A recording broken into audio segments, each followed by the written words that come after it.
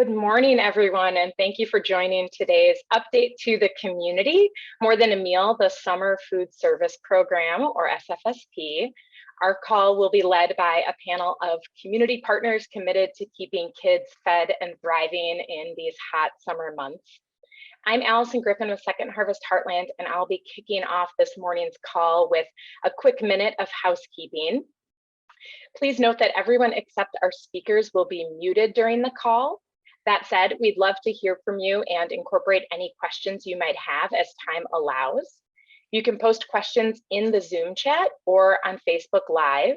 You can also feel free to email me directly at agriffin@2harvest.org.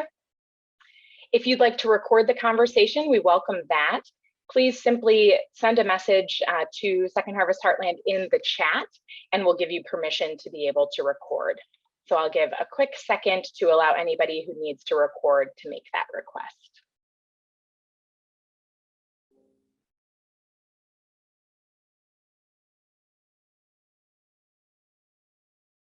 And with that, I'm pleased to introduce the amazing Joanna Lund, Second Harvest Heartland's Child Hunger Program Manager. Joanna, please take it away. Great, thanks so much, Allison. Good morning, everyone. As she said, my name is Joanna. I'm the Child Hunger Program Manager here at Second Harvest Heartland, overseeing our youth meal programs and food resources. And I'm excited to host a panel today to talk about the Summer Food Service Program. So today on July 13th, summer is in full swing, and that means that more than 1,300 free summer meal sites are buzzing in neighborhoods and towns across Minnesota.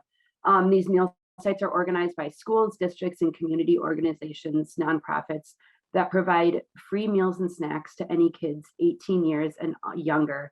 And no registration is required. No information is collected from these meal sites. So you show up and you get a free meal. We know that these meal sites are a critical component to keeping kids well fed during summer months when kids are away from school. And that's because we know that schools during the school year provide they provide meals to kids and make sure that our kids are staying well fed. And we know that today 1 in 7 Minnesotan kids are facing hunger, with more than 40% of students in kindergarten through high school eligible for free and reduced priced lunch at school, free and reduced price breakfast, lunch, meals throughout the day. So when school's not in session, this summer meals program helps to fill that gap. Equitable and sustainable access to meals help ensure that kids can grow and thrive. And when kids are thriving, communities are too. Here at Second Harvest Heartland, our child hunger team is dedicated to working with partners and harnessing the power of public policy to ensure that every kid in our community, regardless of race, place, or class, eats healthy food every single day. Public programs such as the Summer Food Service Program, SFSP, which is what we'll be talking about today. These federal programs are an important tool in the child hunger fighting toolbox, and SFSP is what makes free summer meal sites possible. In fact, this program, SFSP, is what enabled schools and community organizations to keep feeding kids when remote learning became the new normal last spring, and kids could no longer get the school meals in their cafeteria every day. The COVID-19 pandemic reinforced that the importance of addressing hunger when we saw historic spikes in need across the country, and SFSP was there to ensure that schools and nonprofits had the resources and flexibility needed to keep kids fed. So if we learned anything in these past 16 months, we all know that many, many lessons have come out and continue to emerge. We have learned that we must ensure that free meals are accessible everywhere, be it through schools, youth development efforts, and community programming. Federal nutrition programs play a vital role in making this goal a reality for kids across Minnesota. But food is just one example of how communities come together to take care of each other. Today, I'm honored to be joined by 3 partners in this work, each of whom are integrating food resources into their comprehensive work, serving kids, families, and communities, knowing that food is just one piece of the puzzle to make sure that our kids are taken care of. So today I'm joined by Jerry Sparby, the Executive Director at Yes Network, Tashana Williams, staff at the City of Brooklyn Park, and Sarah Eugene, the Extended Meals Coordinator at Minneapolis Public Schools. So I'll give each panelist a moment to introduce themselves and talk a little bit about their work before we go into a Q&A session. So let's start with Jerry from the Yes Network. Please tell us a little bit about yourself and the Yes Network, and with a little more information on how Yes Network focuses your work on the comprehensive whole child, and how does food fit into that? Okay. Good morning, everybody. I'm Jerry with the Yes Network. In my first life, I was a school principal for 37 years, and I then went to St. Cloud State. Started the Yes Network 10 years ago, and we use food access as a way of getting into the community and involving kids and families and trying to make home a good place for kids to be. And we have continued to grow our meals. The first year we were out there, we did 10,000 meals, and I think last year we were over 1 million meals. And so with COVID, it has really pushed the food access piece as a big piece of our project. Last year, not being able to run our programming, we obviously had to make shifts, but this year we're back into our normal dealing with the whole child. And so I've got a staff that we engage the high school kids, trying to develop high school kids into being leaders and adding value to their communities, which is one of the key things we believe to building a healthy community. And so we have about 100 high school kids that work for us across the city. We have about 50 staff that are teachers or student teachers or social workers who are basically mentoring and working with these high school kids in the work they do in their neighborhoods. Our teachers and staff also, we engage with an art program, and we have a STEM program that we work closely with St. John, St. Ben's faculty in developing our curriculum and our programming. And then we also have several teachers, coaches that come in and we do recreation in the neighborhood. So much about recreation across the country is going to traveling teams and those kinds of things. And what we're trying to do is help kids find spaces in their neighborhoods that they can play and do things outside off the computers. And so we work with them on jump rope. We organize dodgeball games in small areas. We play in-ball. And so there's lots of different things that go on that trying to get the kids outside. And that has truly been our biggest challenge since COVID and screen time, is how do we get kids out and keep them out? And so we do have a hybrid program. We do let them take meals home, but we also are going to have used congregate dining to have kids outside and being part of the community. One of the things we've done, we've got a high percentage of our population that are East African immigrants. And so we do survey them. We have found which foods they prefer, which ones they don't. We do provide a hot meal entree every day. And so we have a 10-day rotation we use with that to make sure that we have some variety, but all the other sides are the typical, that we make sure that we have the fruits, the vegetables, et cetera, et cetera. So our uniqueness, I think, is that we do offer a hot entree every day. Love that. So, thank you so much, Jerry, for sharing. I still think often and fondly about a site visit I did up to the St. Cloud area and got to see a middle-aged white man working on some like soldering and metal work with like two young Somali girls, and it was so cute and fun and really special. So really, yeah, vibrant programming that you have up in central Minnesota. One of the things that happens almost every day is the kids bring their bicycles for somebody to fix for them. And so we just bring our tools every day because everybody's got bikes to fix and those kinds of things. So we're trying to help them learn how to fix their own bikes. Okay. Love that. Yeah. Really good. Thank you, Jerry. Thanks so much. Yeah. Yep. Let's jump over to Shauna Williams. Please tell us a little bit about who you are, what you do, and a little bit about the Rec on the Grow program. I know that this last summer, you partnered with Osseo Public Schools to provide summer meals to rec programming. So tell us a little bit about that. Thank you, Joanna. Again, my name is Tashana Williams. Good morning, all. I am the Arts and Engagement Specialist for Brooklyn Park. I'm also over our Rec on the Go program.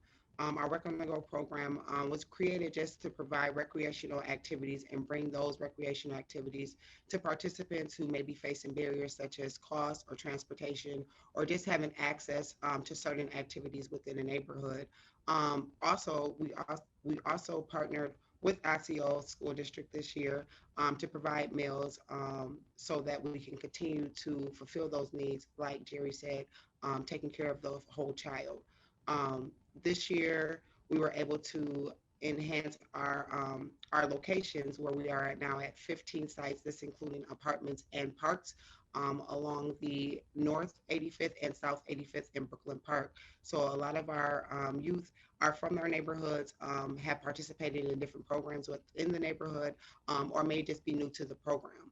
Last year, we weren't able to give our robust programming as usual, but we were able to provide meals. So what we did was we turned our Rec on the Go buses into meal distribution sites, where last year we were able to give out close to 50,000 meals to our community.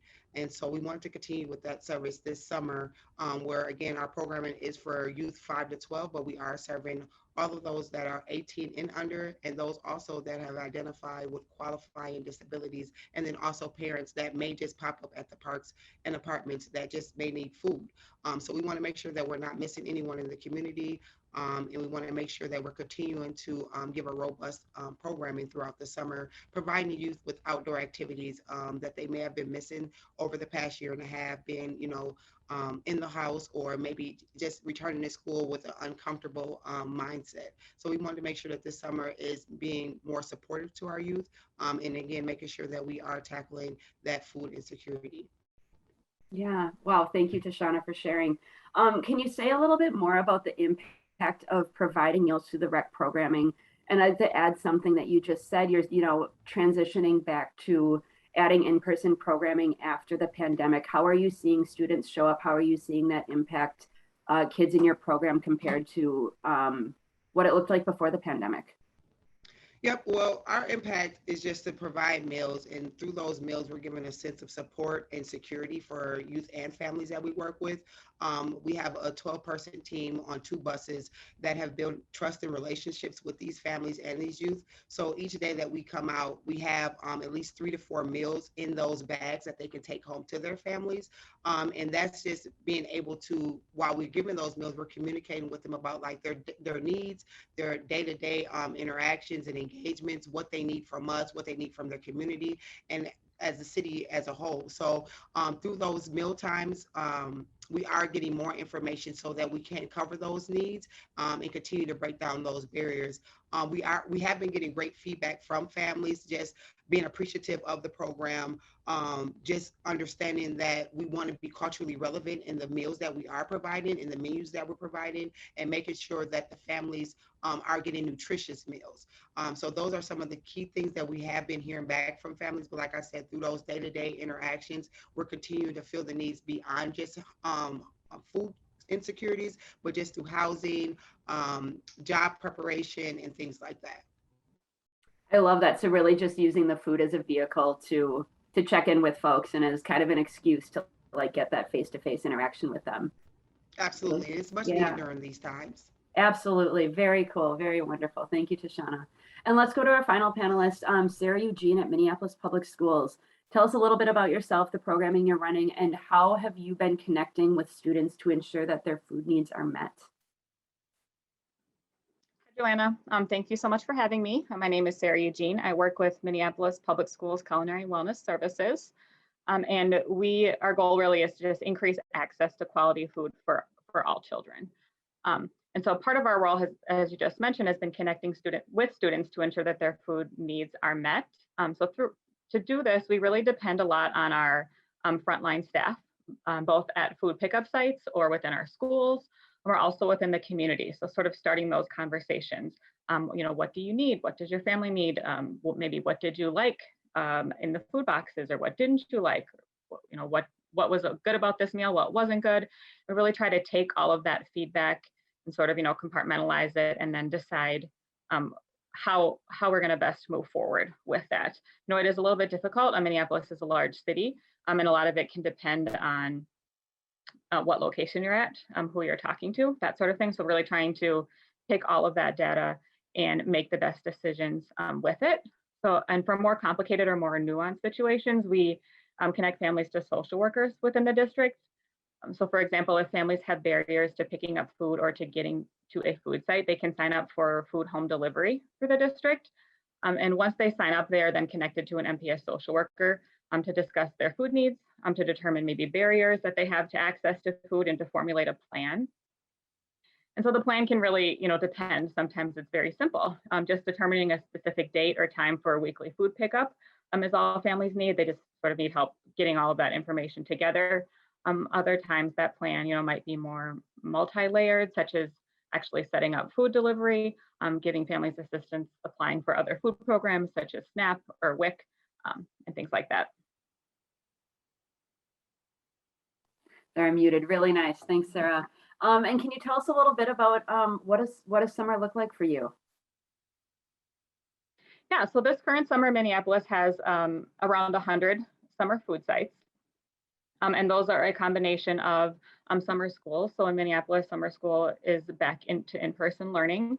And so our young learners are in person and they're in their school kitchens getting hot meals through the summer food service program.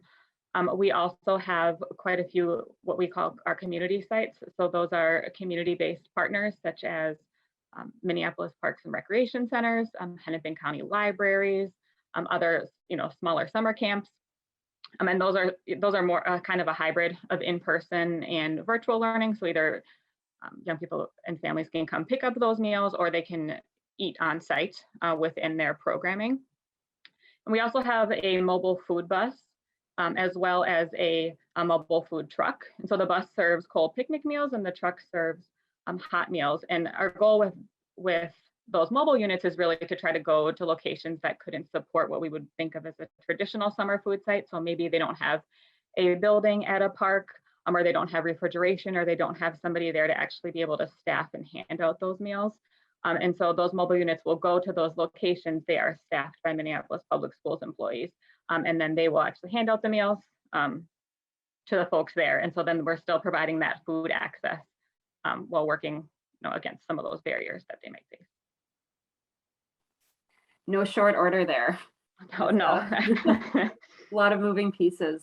So I'd like to hear from all three of you. Thank you all for sharing a little bit more about the role that you see food playing, how that connects to the bigger picture of taking care of kids and their families in our communities, particularly coming out of a pandemic. I'd like to hear a little bit about I'm going to combine kind of two bigger questions here. What do you feel like your respective work of providing the food, connecting it into this larger picture, what does that mean for families and for the larger communities? And what would you like the public to know about that? So maybe if we'll just go around, I'll throw it back to Jerry here and tell us a little bit about how you see that fitting into the larger community well-being, and what would you like folks to know about the availability of meals to those kids and how your larger programming plays into the health of the community.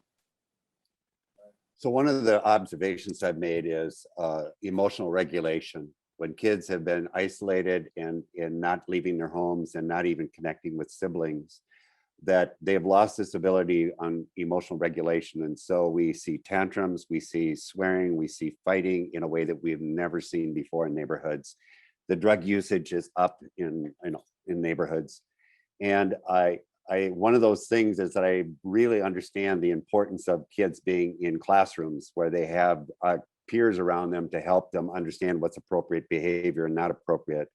It's also about being outside with neighborhood kids to understand that level of is this acceptable behavior or not? But when they've been isolated for a year here, it's just been, they've lost that emotional regulation and that attachment and connection to each other. And so that is one of the things that I think food access has allowed us to bring kids out and to help them start transitioning back into this world which I think is healthy, is the world we need to be in. It's a world of community and somehow I think we feel blessed to have able to use food access and to do that, to get kids to do that. The other piece for us is that we've got 20 student teachers working with us this summer. And for them to go into the neighborhoods and truly understand where these kids live and the lives they live and what they deal with. And so they are guests with the kids versus the kids coming to their classroom and they manage them in their classroom. It's about them going into the neighborhoods and being a guest in the neighborhood and truly building that relationship. So lots of good things coming from it. Lots of challenges with the emotional regulation. Like I said, I've not dealt with fights like this in 10 years. And so that piece has been a new element that we're working with right now. Yeah, I've heard that a lot from friends and colleagues who work in youth programming. They're just like, it's harsh out there. These kids have not been out. And then especially you working so intensely with immigrant communities. I remember you saying before that the summer meals really provides a, kind of a socialization opportunity for practicing English and some of that cultural aspect. So you've got really kind of a few things going on there.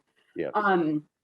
And yeah, I love the food being kind of an excuse to get that larger touch point. And that was something that Tashana had talked about as an opportunity to have that interface with students and families. So how do you see, Tashana, your programming kind of fitting into the larger well-being and health of the community generally right now? And what would you like folks to know about what you're seeing? I think just understanding that food is essential in youth and important in their development, and not only just youth, but their families. A lot of times youth act out if just the household isn't together. And so that's why it's important that it's the whole child, and the whole child, including the family. We made this as a important piece of our programming because as we continue to identify the needs behind recreation and the barriers, we understand that there's a continued need with the food insecurities in our community. And so we want to continue just to provide that to provide the opportunity for families to not go hungry, to have the opportunity that if it is a deeper issue that we're providing those resources on top of that. We can always just hand out one meal or a few meals for a couple of days, but what happens when it's a job loss or it's housing issues or just different barriers that continue to play as a variable in a decrease in a child's activity or their engagement. And so with me coming from a full service community schools background, I understand that you have to identify the variables within that particular family so that if it is just hunger, that we're providing them with meals and also resources that can continue on after those programs end. We have been blessed with Rec on the Go that we're not only just going to be a summer program, that it's going to be fall and winter, so that we can continue to provide those services throughout the entire year for those families. And like you said, continue to connect with them. So I think that, again, food is always essential in building up a child, but it's also essential in, like I said, connecting with families beyond that and continuing to provide the resources that's needed. Absolutely. And it's so important, right? You just see a student in front of you that's maybe acting out, and instead of just like punishing or like giving them the one meal and sending them away, it's like what is the holistic child need? And a hungry child often comes from a hungry family and family that may be struggling in other ways. And so what are ways that we can, pause and step out to just offer that next kind of level of service to ensure that they're feeling supportive and cared for in the community? Absolutely, because hunger is attached to emotional, physical, and mental health. And so we have to understand that all that correlates into what we all can do as a whole. And so like Jerry and Sarah, as we continue to work within our communities, I think that we're going to continue to decrease the chance that a child will go hungry. Absolutely. Wonderful, Tashana. Thank you. And how about you, Sarah? We've got just a few minutes left here. So let's hear from you. And then if we have any questions from the audience, can you tell us a little bit about what you're seeing for your respective work within the family and the community and what you'd like folks to know? Yeah, thank you. I'm really going to piggyback on what Tashana just said, is that food is essential. So I feel like this past year and a half has really, emphasized the importance of school food service and community organizations that serve food as an essential service.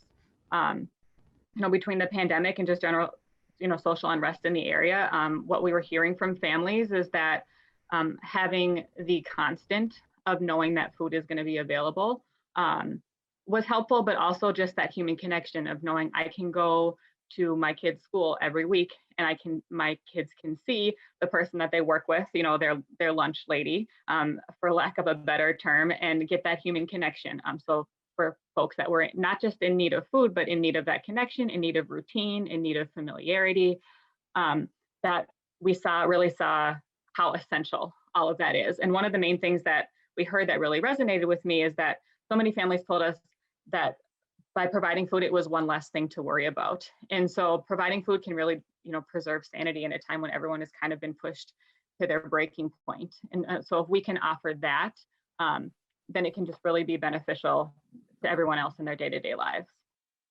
Yeah, and I love the value of the summer meals program, as I said in the opening remarks, kind of being able to provide that consistency across the summer in both food and consistency in familiar faces and food, like just the food that you're used to is really powerful for students. And then I love when folks like the Yes Network and Rec on the Go is able to provide those after school meal programs throughout the fall and winter too, to keep that same consistency with families and students and in checking in with them. And also just, yeah, like the physical provision of food is really important, but then also like, oh, I know Tashana from the summer and I know that she's someone I can go to when I have questions and I know where to find her. And, you know, with Minneapolis during the summer, just having that kind of wraparound year-round service is invaluable for our families. So thank you all. Yeah, I appreciate your input.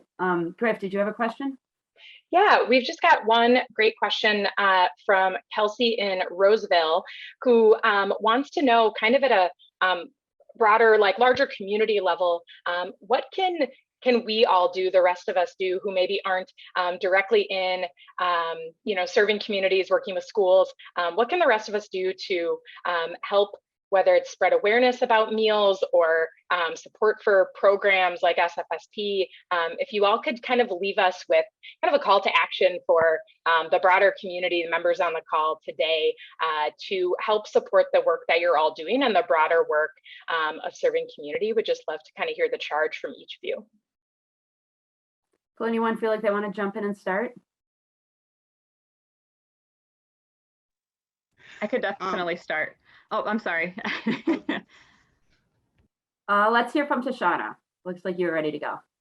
Go ahead. Yeah, I would just say, just survey the needs of the community that you're in. Each community has a different set of needs.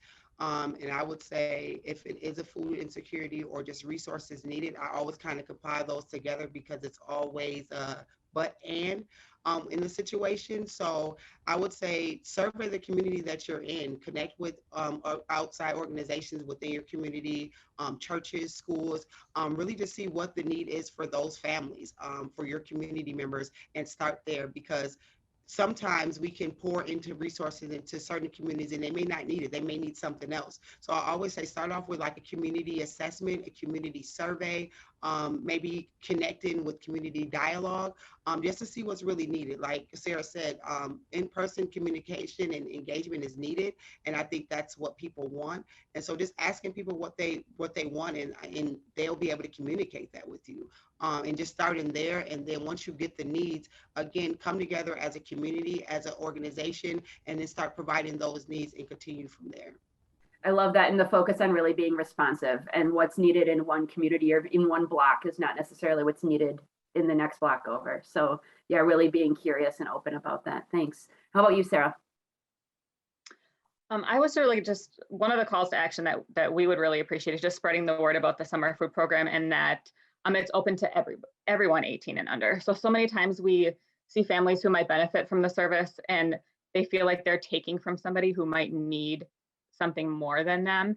And so we've really just been trying to spread the word that this program is for everybody 18 and under. So you don't have to go to Minneapolis public schools. You don't have to live in Minneapolis. You can live in a neighboring community. You don't have to attend summer school.